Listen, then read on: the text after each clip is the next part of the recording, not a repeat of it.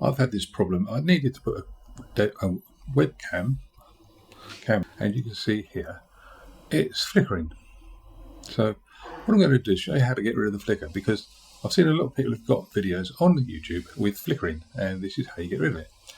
What you do is, well, on this particular version of software, which is OBS, you can go to configure video, and on there it brings up this pop-up, and you can see here the default is 60 Hertz. Well, the line frequency where I am is 50 Hertz, and you can see that it's flickering. So if I click on there and click on 60 Hertz, 50 Hertz, when I click apply, boom, the flicker has gone.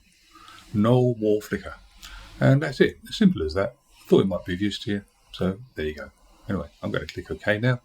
Well, found the button. See you later. Don't forget, if you found any use out of this, like, subscribe, and you'll find lots of stuff on my channel that's of use.